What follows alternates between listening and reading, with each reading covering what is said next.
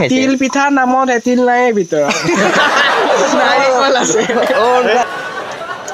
এয়া আজি আমি গোট খাইছো অৰুণ খুৰাহঁতৰ ঘৰৰ পিছফালে খানা এটা খাওঁ বুলি ভাবিছো সৰুকে আমি এইবিলাক খায়ে থাকো ইয়াত বৰা এইটো দ্বীপ আছে বৰা তুমি কোৱাচোন একেষাৰ কি কম আজি মানে সন্ধিয়া সময়ত আমাৰ মানে ঘপককে চাৰিটা লগ হলো আমি বোলো একেলগে এসাঁজ খাওঁ ৰাতি সেই বুলি ভাবি আয়োজনটো দিদি কিবা কবি একো নকওঁ আৰু বিয়াতে ভাল লাগিছে লোৱা দেই মানে বন্ধ বতৰ লকডাউনৰ সময়ত এতিয়া মানে কি আমাৰ মেইন কেছটো হৈছে কি এতিয়া আমাৰ বাচন বৰ্তন ধোৱা বনোৱা মানুহৰ অভাৱ নাই কিন্তু ধোৱা মানুহৰ অভাৱ আমাৰ আছে খাই আছে লগাইছো অলপ ধুবলৈ চাহ খোৱাত ব্যস্ত আপোনালোকে জুম কৰি চালে দেখা পাব তেওঁ এটা প্ৰব্লেম আছে প্ৰব্লেমটো এনেকুৱা ধৰণৰ তললে নাচায় ৰাস্তালে কি থাকে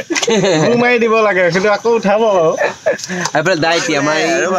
আমাৰ মানে দীপেও কিবা এটা কয় তাক নুসুধিলো কাৰণে সি বেয়া পাই আছে নাই চাহ অকণ খাই আছিলো ইমান ধুনীয়া হৈছিলে বোলো খাই জনী আহক ইয়ালৈকে চাহ অকণৰ সোৱাদটো লৈ যাওক এহেঁতে সেই সোৱাদৰ পৰা আমি চাৰিটা আছো অনলি আপোনালোকে দেখিছে চাহ কোনে খাইছে অনলি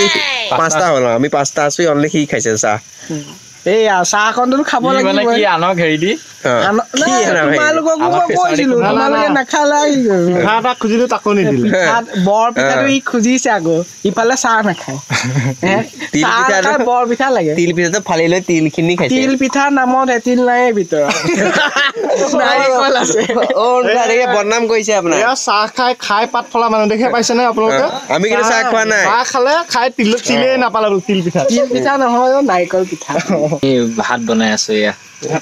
হাতা লৰাই আছো এনেই ঘৰত হেতাটো বাদেই দিয়ক বাৰু পিছত চব লৰাব লাগিব তিদিপে পিছত চব লৰাব লাগিব তুমি হেতাও লৰাব লাগিব বাচনো ধুব লাগিব ডাইৰেক্ট কিবা এটা সোধক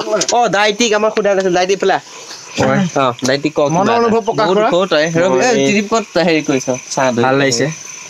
বহুত দিনৰ মূৰত গাঁৱৰ ল'ৰাকেইটা একলগ হ'ল আৰু বহুত দিনৰ মূৰত বোলে আমি হৈ আছো লগ তই ময়ো লগ হৈ থাকো থাকিলে ক'ত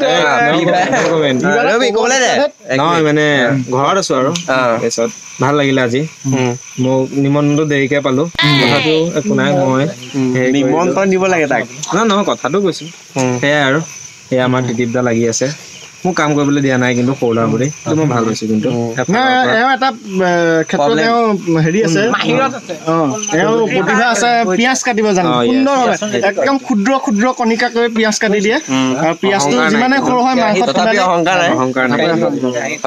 বাচনটো নাচোন ভাল তুলিছে ভাত হৈ গ'ল আমাৰ চাওঁ